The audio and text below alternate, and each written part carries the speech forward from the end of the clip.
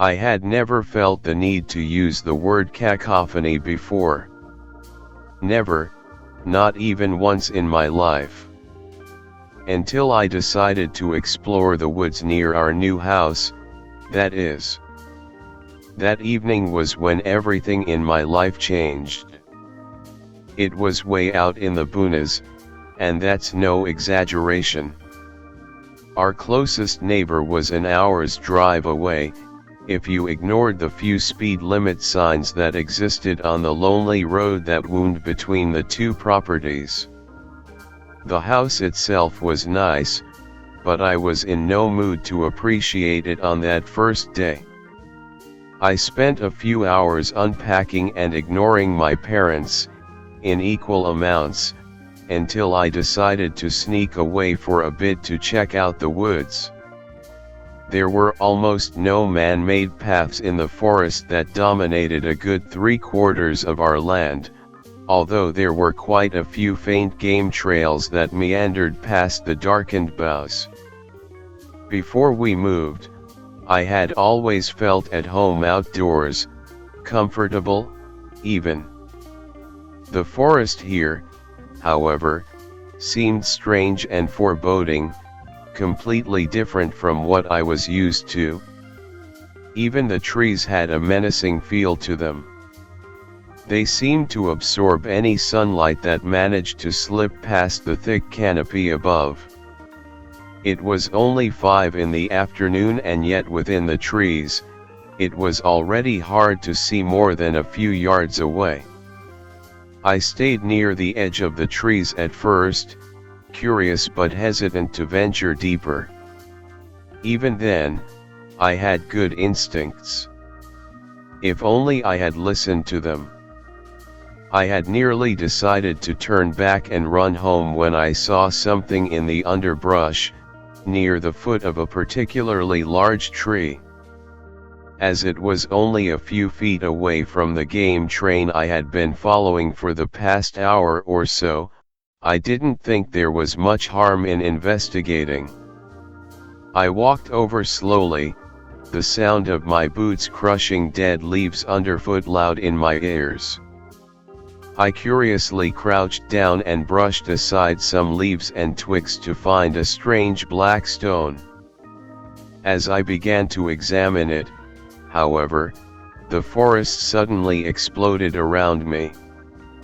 A wall of noise assaulted my ears as what seemed like all the birds in the forest suddenly started calling and screeching, beating their wings and causing leaves to fall in a flurry around me.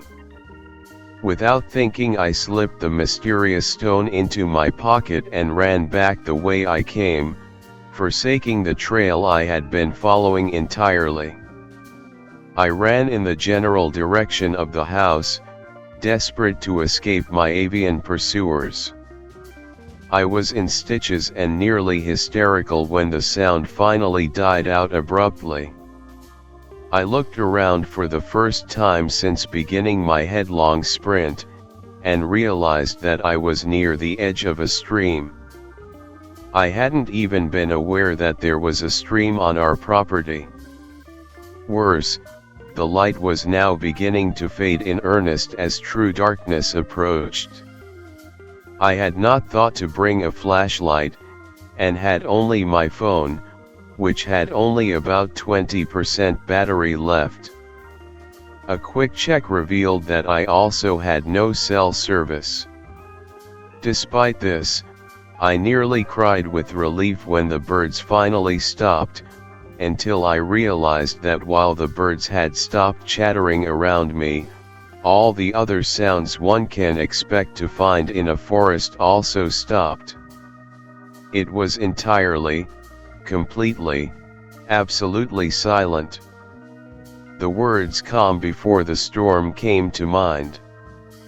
In that moment, every hair on my body suddenly stood on end, and I knew without a shadow of a doubt that I was being watched.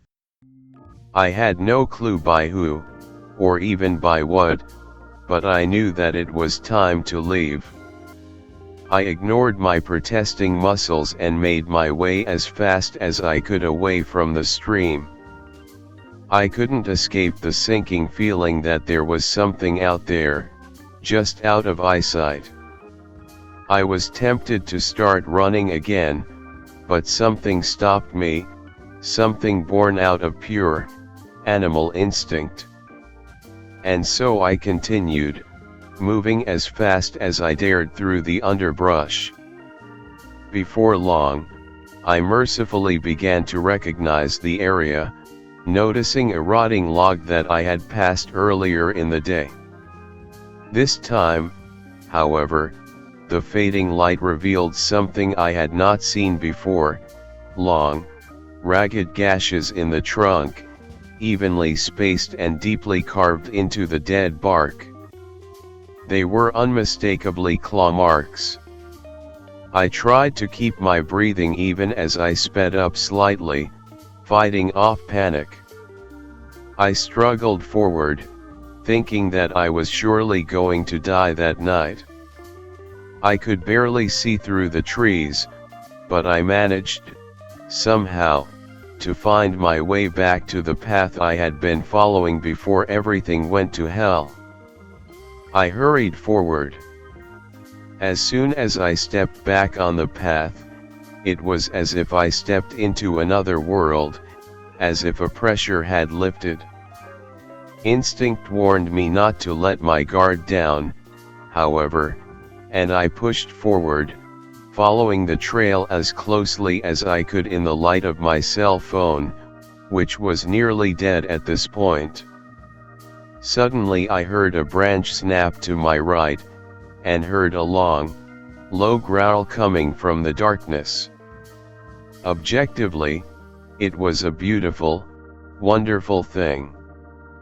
For nearly 30 seconds, I was frozen in place as I listened to a blistering, hackle-raising tirade, looking through the trees in morbid curiosity as I searched for the source of the noise.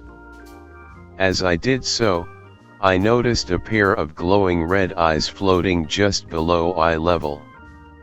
It was at that moment that I decided I was absolutely not interested in finding out what those eyes belonged to. I tore down the path in a dead sprint, hoping to put as much distance as possible between myself and the thing that was, it seemed, not pursuing me for the moment. Or so I thought. The bastard gave me a head start. I thought to myself as I began to hear the sounds of pursuit.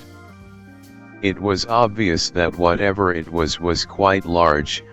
I could hear the sound of its pounding footfalls tearing through the floor behind me as I did my best to make it back to the relative safety of the clearing beyond the forest. I continued, pounding down the path until I made it back to the edge of the trees, the clearing beyond visible in the moonlight. Just as I was about to break through the tree line, I felt a searing, burning pain, as if my back was on fire or being touched by a hot iron. I stumbled, but managed to only just barely keep my footing, moving forward and away from the forest as quickly as I could.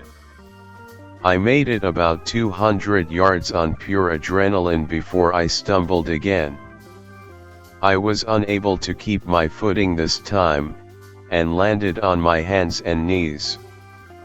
I gazed back at the tree line, fully expecting some monster with red eyes to come barreling through the trees to finish me off. I saw nothing. I heard nothing. Where I expected there to be a bulldozer-sized hole in the trees and underbrush, there was absolutely nothing. As if there had been no disturbance whatsoever. I sat there, dumbstruck and in shock, until the adrenaline began fading. Then, I felt a breeze rush over my bare back. I fearfully reached around and found that my shirt was torn to shreds and, worse, soaked in blood. In that moment the pain of the wound finally hit me in its entirety. The pain was excruciating.